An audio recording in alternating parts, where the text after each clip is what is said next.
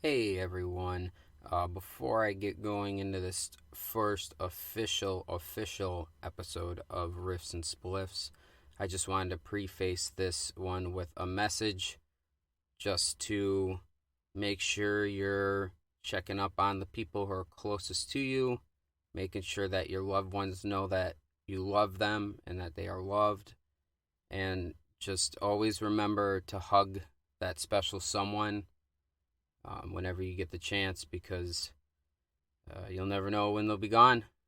And yeah, if you're suffering or you know anybody who might be, don't be afraid to get some help or to ask for some help, because it's okay to not be okay and to get that help. So, that being said, let's get on with the show. Hey, all you toasters and moshers out there, I'm Charles, and this is Riff and Spliffs.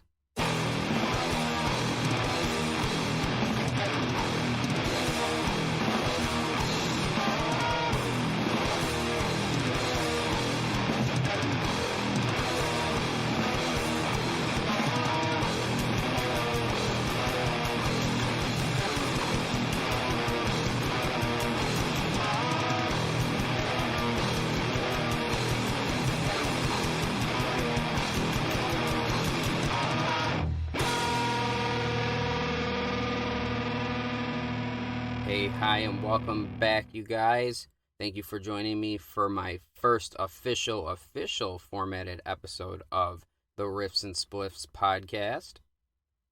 So, if you couldn't tell by now from the title of this episode, we're going to be covering Acapulco Gold, which is a staple sativa in the world of cannabis, a landrace strain, and we will be covering what I consider to be my all-time favorite metal band, the one that really got me into extreme music, and that is going to be the Black Dahlia Murder. And before we hop into this episode, I just want to take a second to note that when I was actually working on this episode, I had finished typing it up not only 1 week before the news of the singer Trevor Strnad passing away.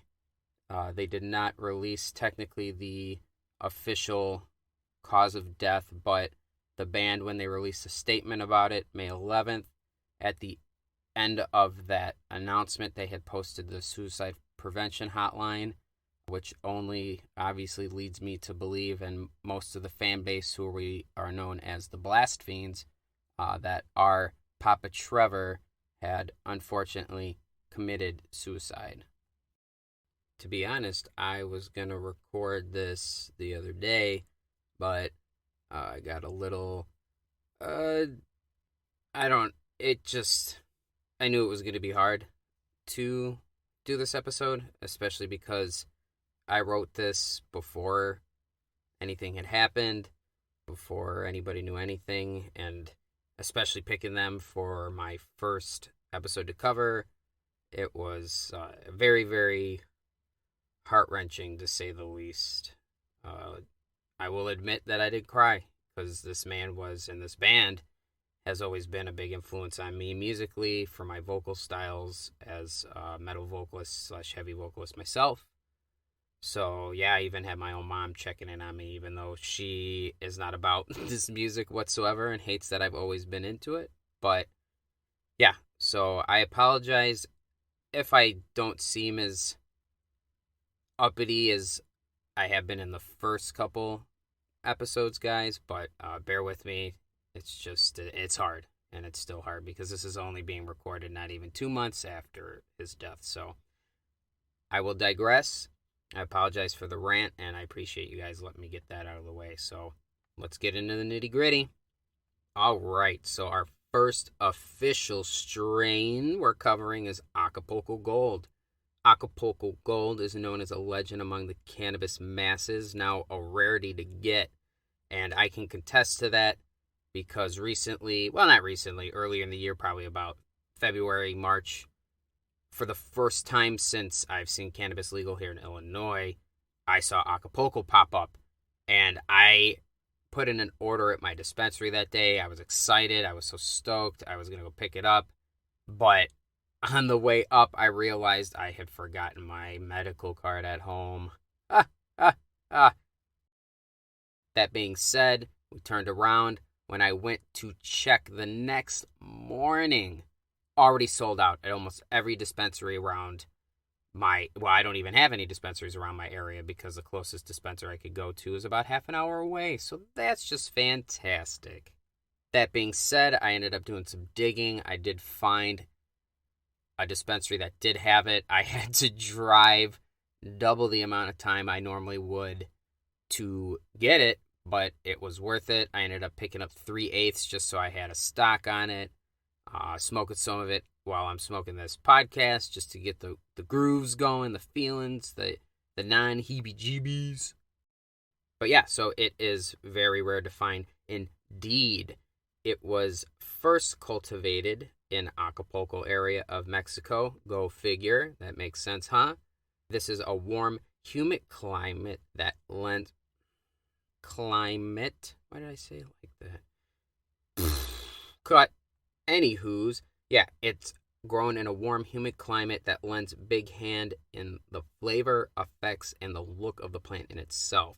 It has a coffee/smoky aroma and taste, although I personally wouldn't say it smells like that. It's hard to describe this one. I wouldn't even say a funky smell. Even, it's just really hard, in my opinion, to describe it. The taste is kind of peppery almost, in my opinion, but maybe that's the smoky. I digress. Let's continue on. Acapulco Gold is what we call a landrace strain, essentially being just that. It's the origin and cultivation of that specific cannabis strain is from that specific region, hence Acapulco. When Acapulco finally busted through the mold,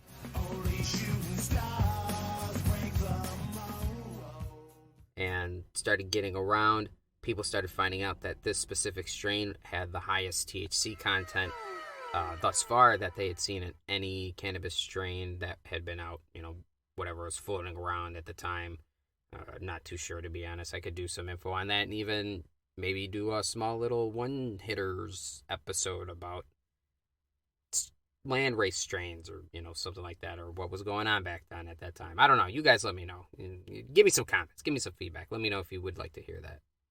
That being said, that THC percentage at the time was 23%, which even now I feel like can be kind of on the high. I know that's kind of mid-range, but it's still pretty decent if you could get a strain with 23% THC in it. This specific strain crossed into our land and territory through the mid-60s and into the 70s. Something that actually ended up helping Acapulco and its reputation and to help push it towards popularity here in America was that Cheech and Chong had mentioned it a bit in, well, not a bit, they mentioned it briefly when they were smoking a spliff in their movie Up in Smoke. If any of you stoners or moshers out there are familiar with that, here's a little clip.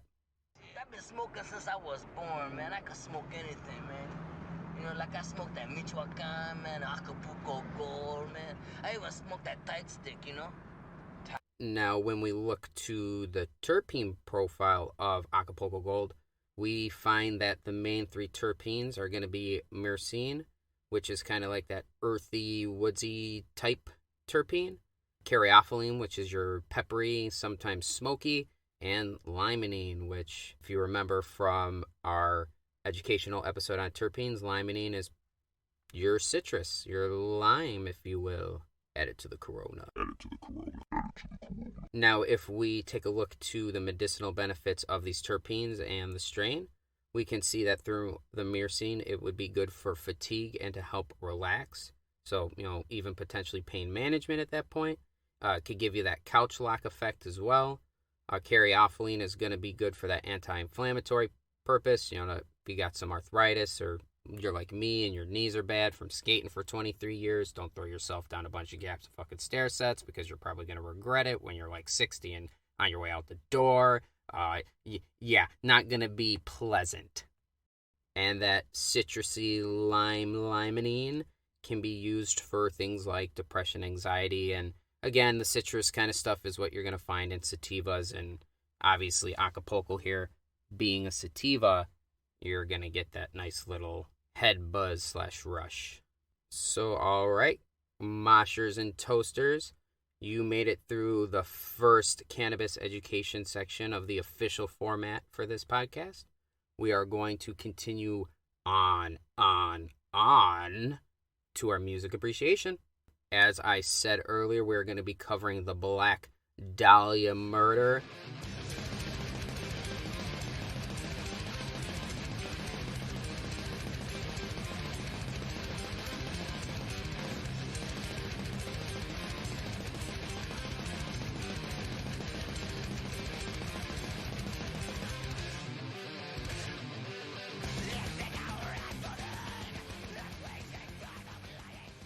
My personal favorite and number one heavy band.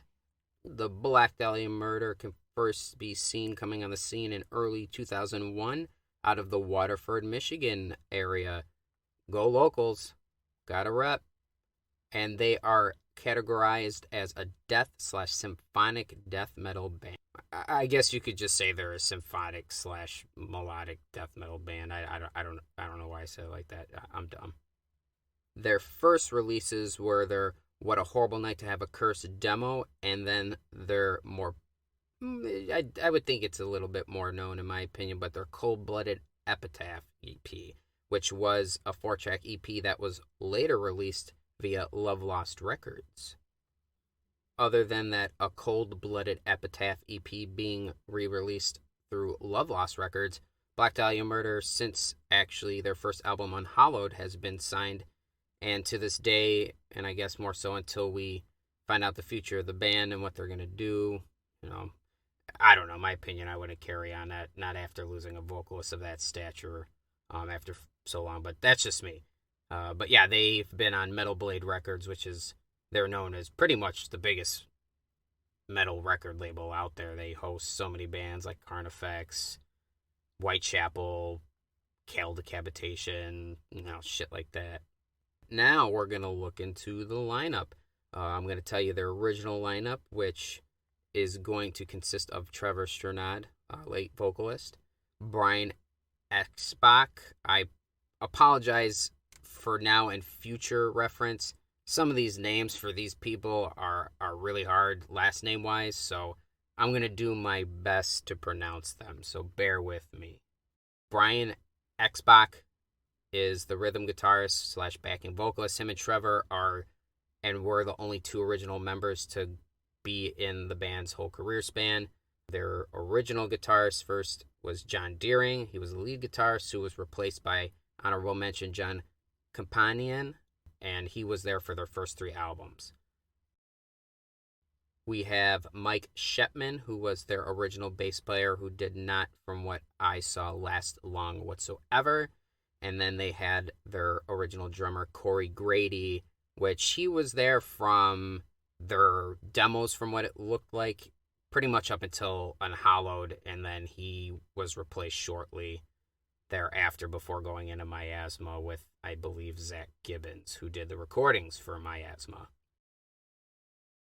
Continuing on lineup-wise, their current, or, like I said, we don't know the future of the band at this point, but the lineup that stands is you still have Brian Exbach as the rhythm guitarist and backing vocals, Brendan Ellis, who is the lead guitarist and also does backing vocals. He actually is the guitarist as well for the band Cannabis Corpse, which Dahlia has toured with, I'm pretty sure, on numerous occasions.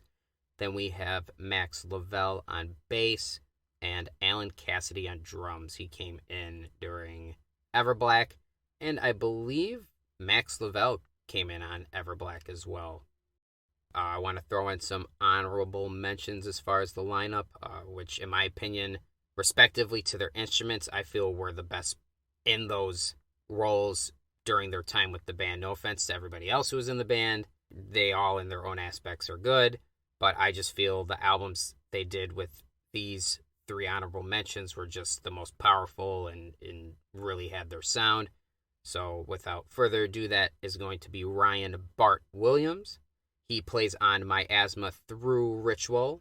Honestly, fantastic bass player. I got to see them a couple times with him touring, and just his fingers blaze. They just blaze, and as a bass player, it gets my rocks off to see a man diddling the bass strings like that. Next, I want to throw an honorable mention to Shannon Lucas.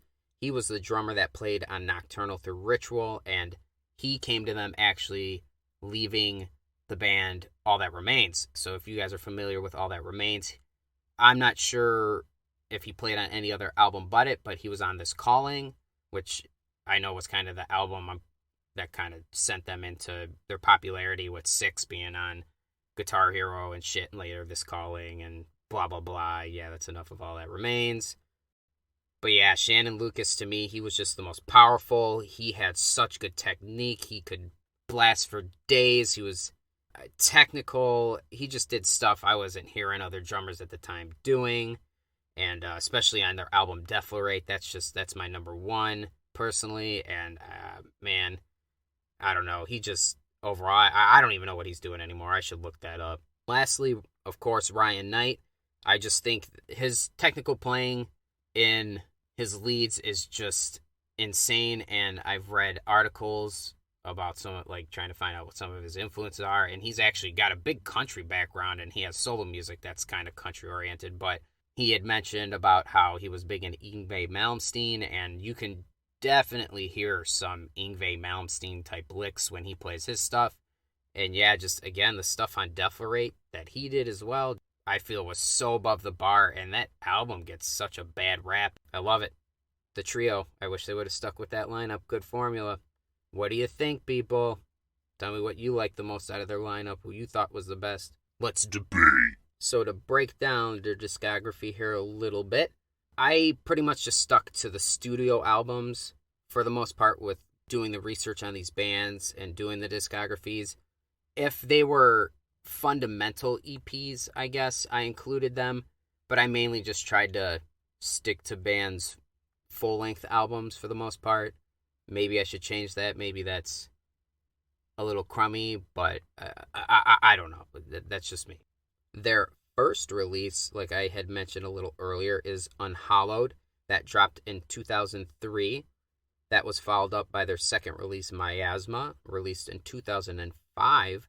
Nocturnal, 2007, followed by Deflorate, their fourth release in 2009, Ritual being their fifth in 2011, and then we have Everblack in 2013, Abysmal in 2015, Nightbringers in 2017, and their most recent being Verminous, and that was released in 2020. Like I said, I'm going to do rankings of the discographies, and again, I do, to a small extent, include my own honest opinion, but I do take into consideration, like I said in my intro episode, I'll be looking at production, the writing itself, the vocals, lyrics, this and that. I'm going to try to take in all the stimuli and really give it my most honest opinion from the general specs.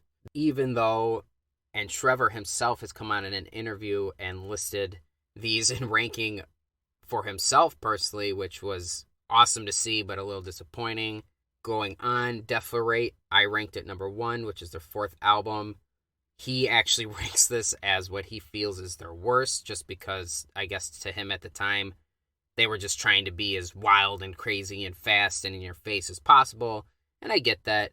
But for me, just the guitar tone on that specific album, it just sounded like they really finally dialed in that tone from Nocturnal and made it even more punchier than you could even imagine it would be. When talking about Ryan Knight shortly ago, his leads on this album are just out of this world. The tapping parts, just the arpeggios he does, the Yngwie Malmsteen type licks, but then he has his own flair. It just bangs. Just bangs. And I just feel like out of all of them, it just has also a really good production. It sounds clear for how fast it is. It doesn't sound muddy or drawn out or droned out. And that's just me. Number 1. Number 2, I actually have as Nocturnal. And I feel like this is going to be in almost any Dahlia fan's top 3. Just because this was, after coming out with Unhallowed and Miasma, this was just a huge step up, and they got that first lineup that really, really melded together, and you could tell that when they got together, they were just working 100%.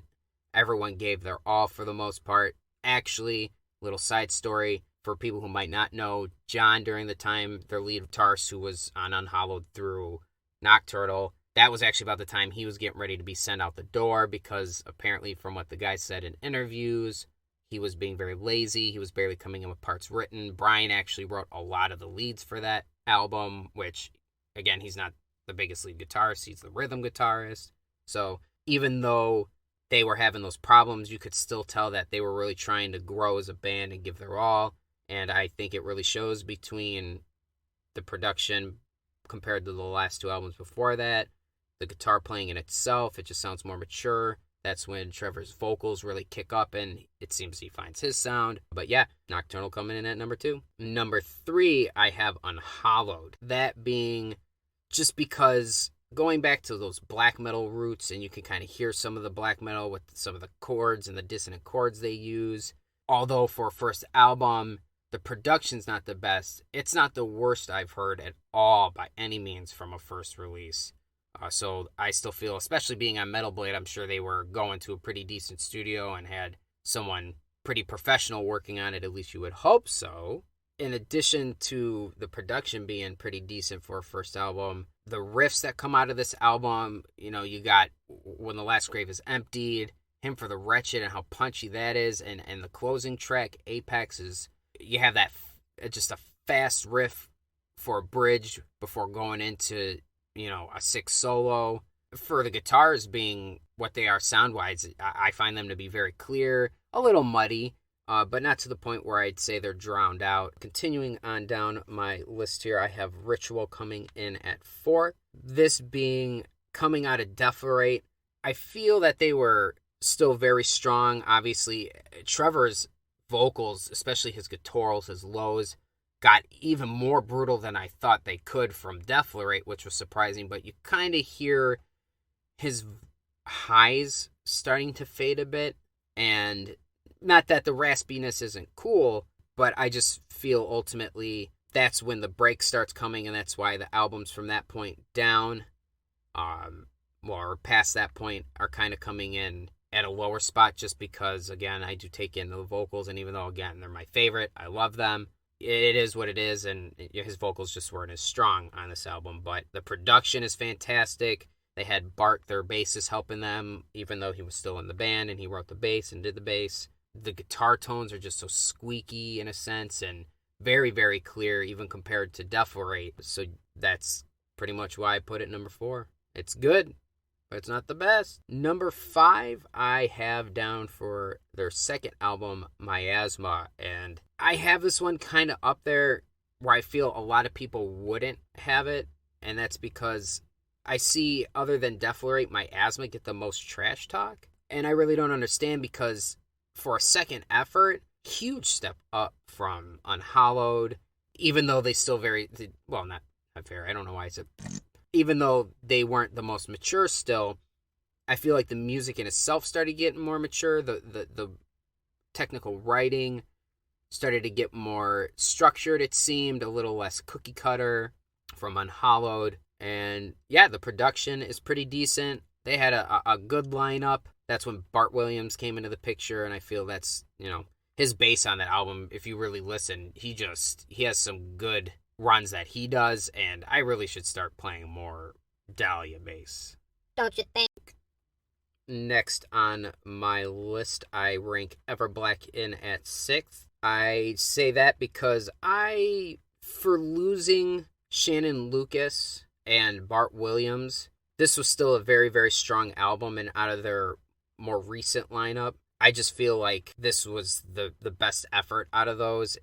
You have songs like Phantom Limb Masturbation, my personal favorite, Goat of Departure, just Ryan Knight's and Brian's overall writing on this album. And honestly, for that in itself, it probably could have been ranked a little higher just because of the writing for the guitars and just the music in general on this album. For Alan Cassidy being first time in the band, he does a great job, and songs like Every Rope is a Noose, just the blast section in that is, I don't know how he blasted that fast, but blast away.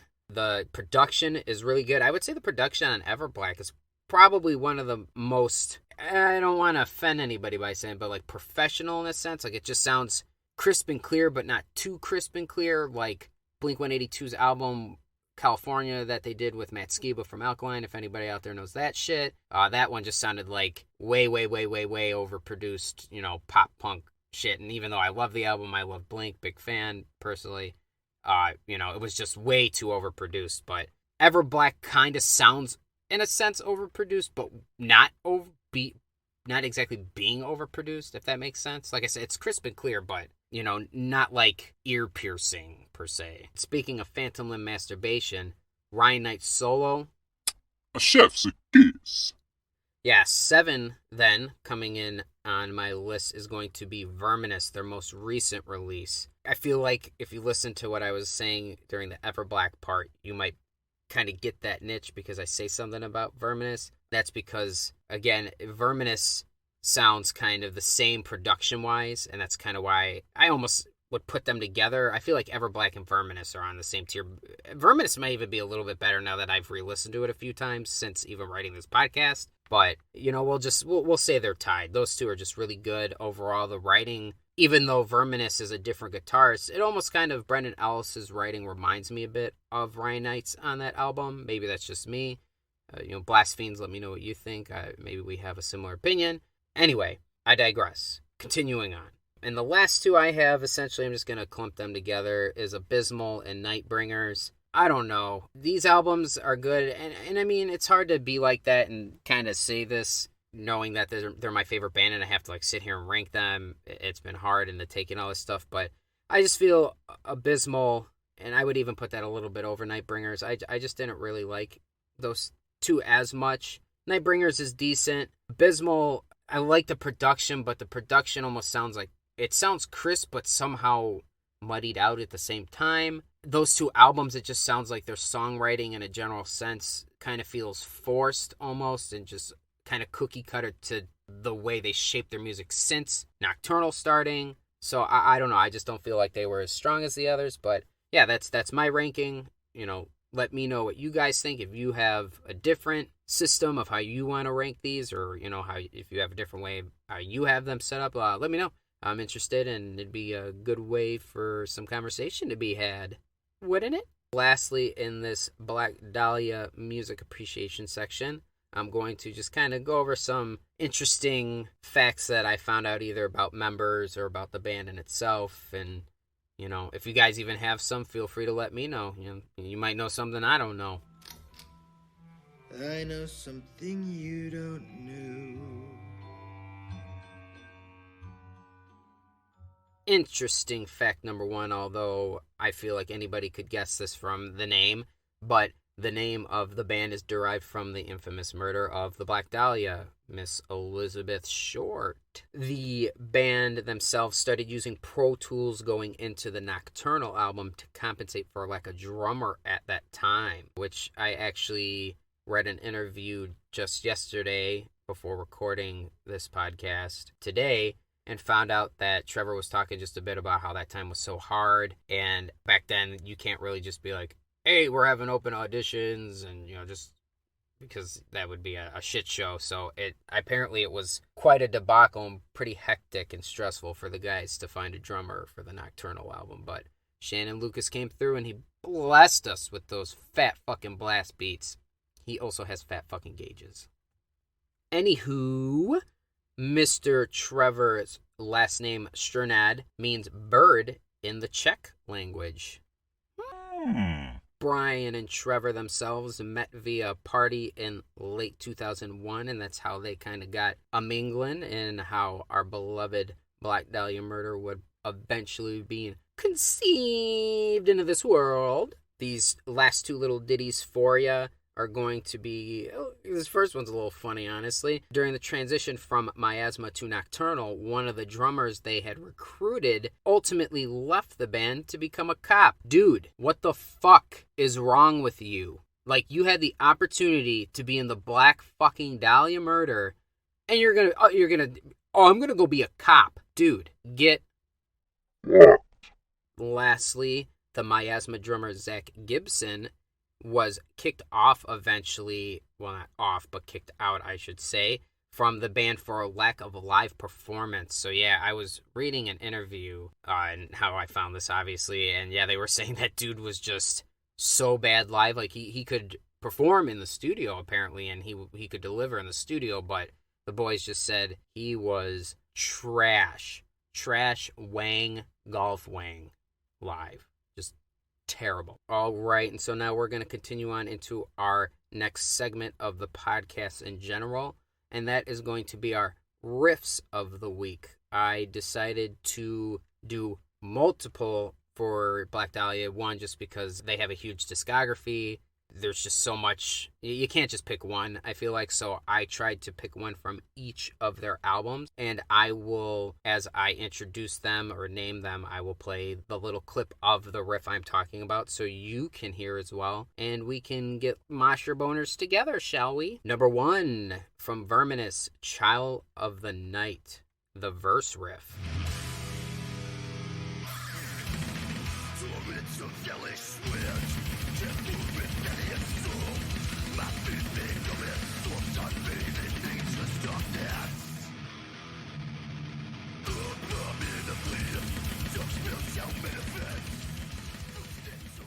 Next from Abysmal, I have The Fog. We're going to go with the verse riff of that one as well.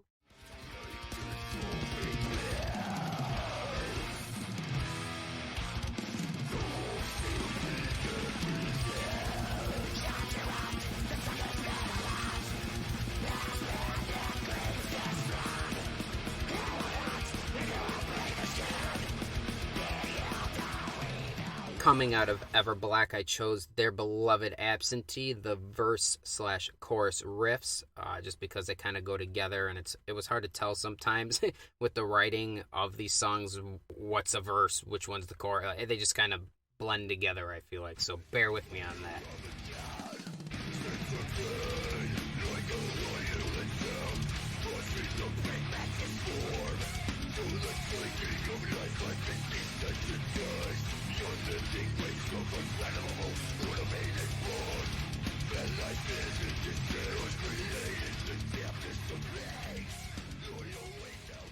For Ritual, I went with The Raven, which is also my personal favorite, but I went the intro, verse, and bridge into the solo riff.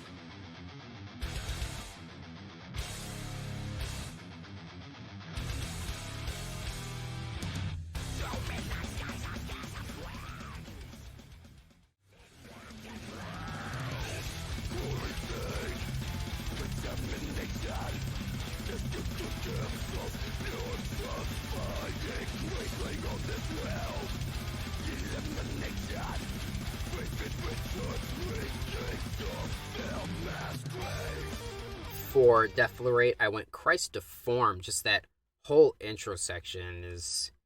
I just feel it's very well written, and it's funky and really hard to play. I've tried to learn it, so guitarists out there, if you want a little bit of a challenge, go with this one.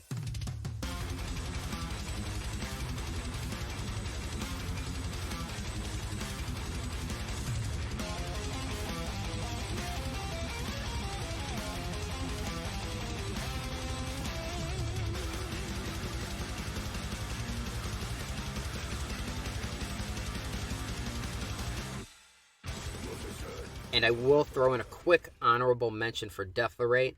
The rhythm section during Eyes of Thousand, it's just so chunky, and just listen to this and try not to shit your pants.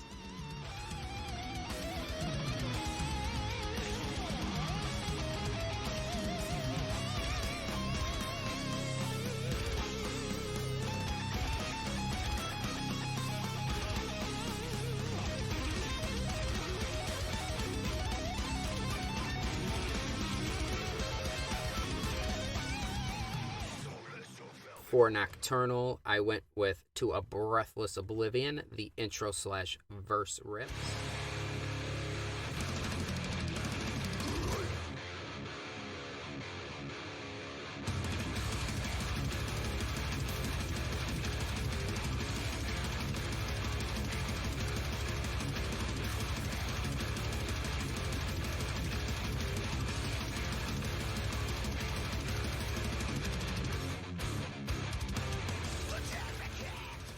For my asthma, we got Miscarriage with the intro tremolo riff, that nice little speed picking.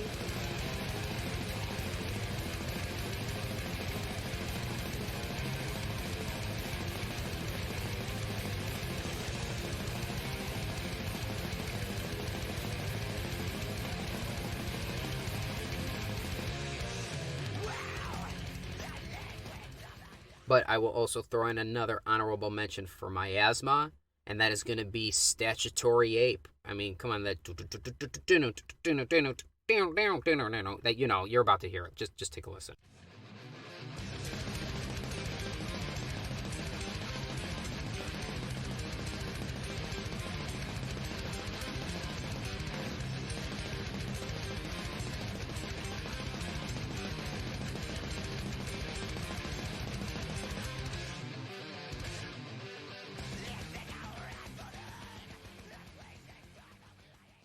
And lastly, from Unhallowed, I had to go Apex, and I mentioned this earlier when talking about Unhallowed. I gotta include that chorus riff / bridge before the solo. It's just so fast and nasty and sporadic, but the way they use their octave chords are just, it's genius. Chef's kiss, baby.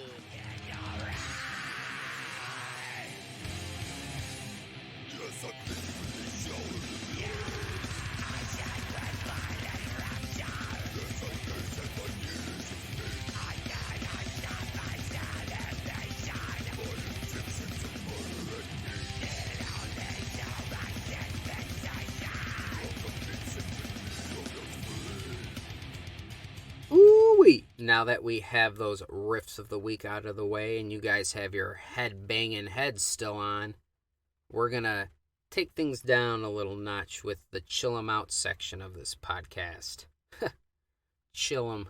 Get 'em ready, guys. Get 'em ready, guys. So for this first edition of Chill 'em Out, I decided to go with who have become quickly one of my favorite softer bands.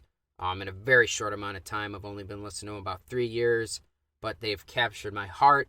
I listen to them almost on a daily basis, whether I'm doing my editing for this. I sometimes listen to them while I'm recording these podcasts just because they keep me in a nice zone while I'm smoking. But that band is going to be, or more so I should say, the song I picked is going to be Cliffside, and that is by the ambient neoclassical post-rock band Hammock.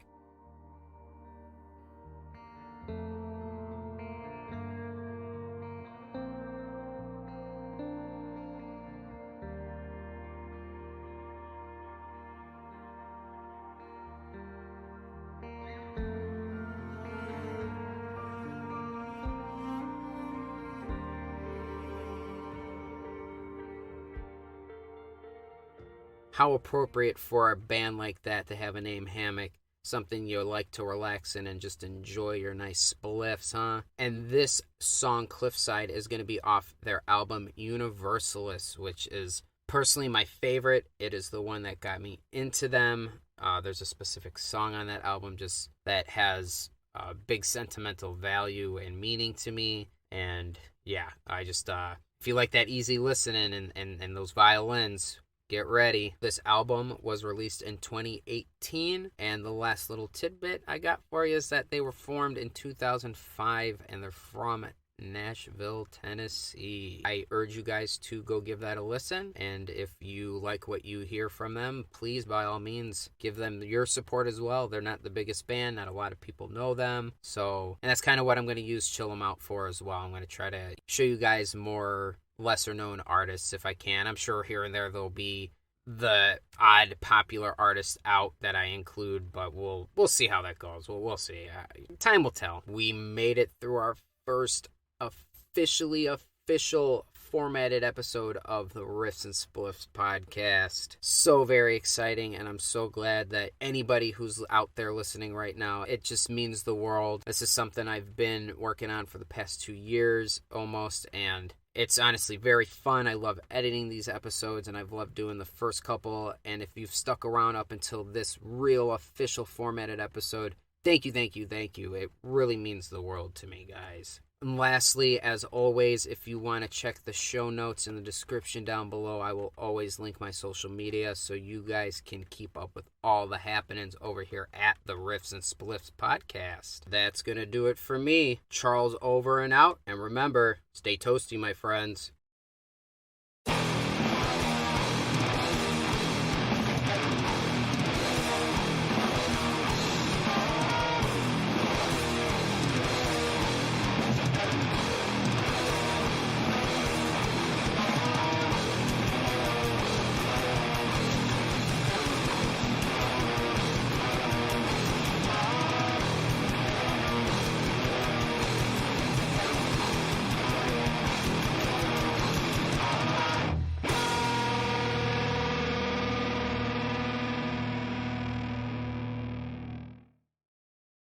Rest in peace, Trevor. We love you.